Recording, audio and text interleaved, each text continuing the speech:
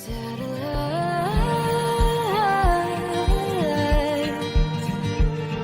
Oh, how you catch the light right before my eyes. You captivate my mind. Starlight of my life.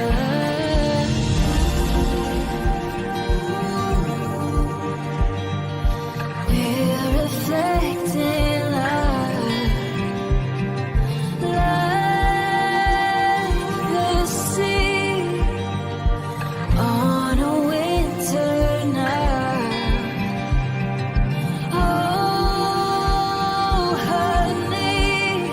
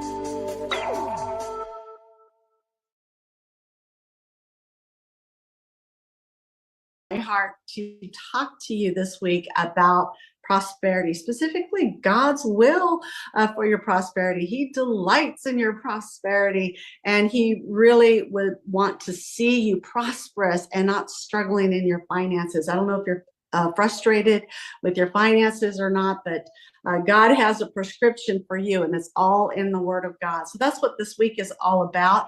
And so today I'm going to be talking about the laws of poverty. Okay. We've been talking about the laws of prosperity, but I thought, let's talk about the laws of poverty, how to make sure that you're poor. If you do these things, you'll make sure that you're poor. I think we need to go over that. I like these little points here that I've been accumulating. I like them so much, I might put them in an email. Well, anyway, give me a moment. I'm going to talk about that. But first of all, there are two links you want to pay attention to. The first link has to do with my keys to supernatural finances. That is 6 sessions for a very low price, lots of content, very low price, and that will help you so much. All right. And then the second one is, if you would like to be a ministry partner with this ministry, well, once a month, we have a private Zoom that we actually connect over, and we have a very good discussion each and every month. It's important to me that my ministry partners give because they know the Word of God and God has spoken to them. And so we just talk about the Word every single month. So if you want to be a part of that, it's actually next Friday, and you can hop in. There's also a replay if you can't make it at that time and date. But there's a link that you can check all that out. Okay. All right. So let's get back to the laws of poverty. I have 10 here. And the first one, number 1, is the love of sleep. Proverbs 24, verse 33 and 34 says, a little sleep, a little slumber, a little folding of the hands to rest, and poverty will come upon you like a robber and want like an armed man. Basically, this is about sleeping when you should be working. Okay. I think sleep is actually pretty nice, but if I need to work, I shouldn't be sleeping, right? Okay. Number 2 has to do with haste. Being in a rush, especially when you have left something that needs to be done and you have left it undone. All right, so that's haste. And Proverbs 21, verse 5 says, the plans of the diligent, they lead surely to abundance, but everyone who is hasty comes only to poverty. I need to pay attention to that one because I'm in a rush all the time. Okay, that's convicting. All right, number 3.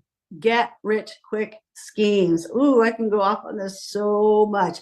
All right, it says Proverbs 13:11 says, wealth from get rich quick schemes quickly disappears. Wealth from hard work grows over time. So if somebody comes to you and says, buy into this thing and it's going to produce all this money for you in a short period of time, it's just going to make everything work for you. Okay. Or if it's some sort of product that's guaranteed to sell and resell and all that, just think about it. If it comes off like a get rich quick scheme, okay, then your wealth is not, you're not going to accumulate wealth. You're actually going to go the other direction. So this is something that's really important because I know Christians who actually try to push these kind of things. And sadly, because of Christians, we believe them more than we pay attention to the Word of God. So pay attention to the Word of God more than who the person is. Okay.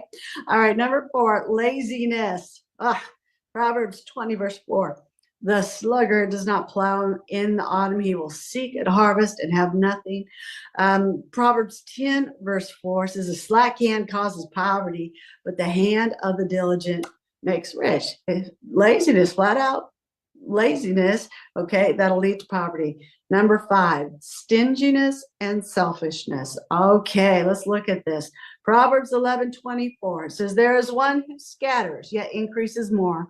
And there is one who withholds more than is right, but it leads to poverty. Okay, so there's something about having a stingy attitude that just the whole attitude, it actually shuts off the blessing of God from getting to you. So we have to be open-handed.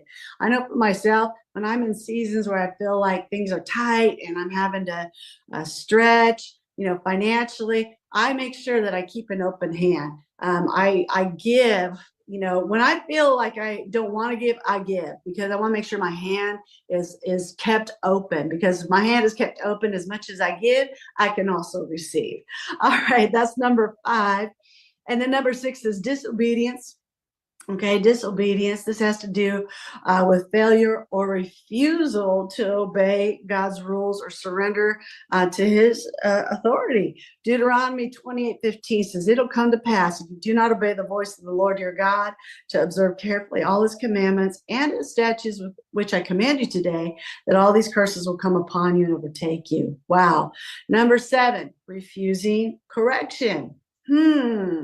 Refusing correction. Proverbs 13:18 says, "Poverty and shame will come to him who disdains correction, but he who regards a rebuke will be honored." It's basically just being instructable, being correctable. People can tell you how to do it better, not being afraid to have somebody say, "Hey, can we reshape the way you did that?" Being a person that can accept correction. All right, because if you can't, it'll lead to poverty because you'll never grow. All right, number 8, idleness. Idleness, not working or active, habitually doing nothing, avoiding work, passing the time, doing nothing. Okay, Proverbs 14:23, "In all toil there is profit, but mere talk tends only to poverty." Proverbs 28:19 says, "He who tills his land will have plenty of bread, but he who follows frivolity," I had to look that word up, okay? He who follows frivolity, in other words, not taking things serious, is going to have poverty enough. Number 9 is extravagance or self-indulgence. In other words, not having any sort of control on your spending and, just being a super spender. All right. Proverbs 21:17 says, "He who loves pleasure will be a poor man. He who loves wine and oil will not be rich." Proverbs 23:20-21 says, "Don't mix with wine bibbers or with gluttonous eaters of meat, for the drunkard and the glutton will come to poverty." It has to do with extravagance, self-indulgence, having no self-control. In other words, spending more than you have all the time. Okay, that's going to lead to poverty.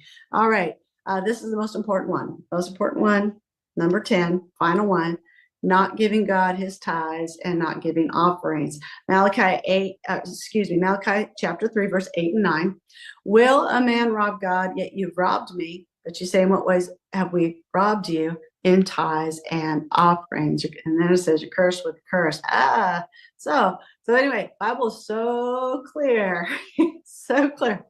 These are the laws of poverty. So if you want to be poor, okay, do these things. But if you want to prosper, do what the Word of God says to do to prosper. And that's what we've been talking about all this week. Today is day 4. I look forward to seeing you for 3 more days on this topic. Also, the keys to supernatural finances, get that course and ask the Lord about being a ministry partner. All right, thanks, everybody.